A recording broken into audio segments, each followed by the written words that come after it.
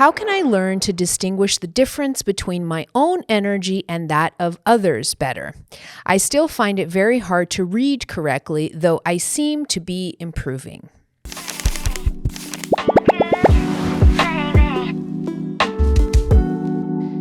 So this is a common problem with a lot of empaths, what's known as empaths or HSP, highly sensitive people. The more sensitive you are, the more you're feeling the energies around you, including energies coming from other people. But sensitive people can feel energies coming from everywhere, not just people. They can feel energies coming from trees, from animals, from the universe around them. But usually we're talking about a highly sensitive person, someone who's just very sensitive to energy. I get this question a lot.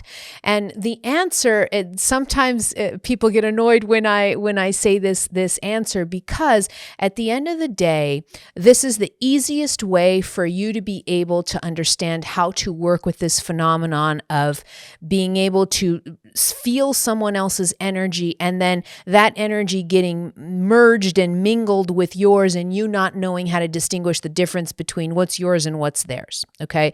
And here's the easy rule that I teach empaths and highly sensitive people, this rule all the time. And that is that if you're feeling it, it's yours. Okay. And sometimes this isn't very popular, because usually when someone sends me this question, they're usually saying it about negative emotion, right? They're not saying that, they're not asking the question because of positive emotion, right? Like nobody would send this question in if they were feeling someone else's happiness or someone else's joy, right? Because if I'm feeling someone else's delicious energy, I'm not feeling uncomfortable, so I would never ask this question. I usually ask this question when it has to do with negative emotions like anger or rage or sadness or depression, things like that. Because if I'm feeling this type of energy coming from the outside, it's uncomfortable. And so I want to get rid of it really quickly. And that's usually why I'll ask this question. But at the end of the day, this rule really can help you process the energy. So when I say to you, if you feel it, it is yours, that means that no matter where the energy is coming from, the moment that it penetrates your energy system and you are feeling it within yourself, it's now yours. It could originally come from Joe or from John or from Mary or from yourself too, but at the end of the day, it doesn't really matter, because if I'm feeling it within my system, it is now mine. Okay, so that's the simplest way of looking at it. That is mine. Now, what do I do with that? Once I say I'm feeling something and I say, okay, this is mine. I accept this is mine. I'm feeling sadness. Okay, maybe it's coming from John. It may or may not, but that's okay.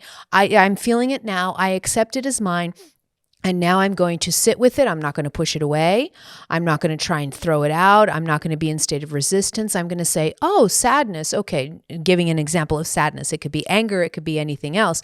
But giving the example of sadness, if I feel that sadness, I can say, oh, maybe it was John. I was just talking to him and he was a bit sad that day, so I could be feeling this. But I remember my energy alchemy rule, which is if I'm feeling it, it's mine. So I'm going to take responsibility for that energy because I now feel it. It's within my energy system. I take responsibility. I feel the sadness. And then I like to direct my attention into my heart center, because your heart center is it's your centrifuge. It's it's literally the furnace that transforms everything. Okay. So I imagine, sometimes I'll put my hand on my heart and I imagine just bringing that sadness without any resistance, without any fight, nothing like that. I say, hello, sadness. And I just bring it into my heart to be transmuted through the fires of my heart energy. Okay. And then it transmutes into either calm or joy or peace.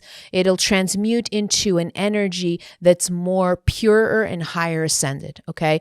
But the most important aspect here of having to do with feeling other people's emotions or feeling other people's energy and not being able to discern, to me, the most important aspect is recognizing that as soon as you feel it, it's yours, and doing the work to transmute it from that perspective, as opposed to constantly pushing things away just because it's that person's. Oh, it's that person's sadness. Okay, it's not mine. I'm going to give it back to them. You see, an empath is actually here to help transmute energy, and you're not going to help transmute energy if you keep pushing it away. So remember this rule. This is really going to change. This is really going to help you come into your power. It's really going to help you stand on your own 2 feet as an empath. In being an empath or being a sensitive person, this is a superpower. And now with this rule, when you say, okay, I'm feeling it, therefore it's mine, and I'm going to transmute it and work with that energy, this will really change everything. First of all, you won't be confused anymore. And then you'll be able to come into your power and realize that part of the reason why you're feeling that and why you're an empath is because you're here to transmute energy and shift that energy into more ascended energy.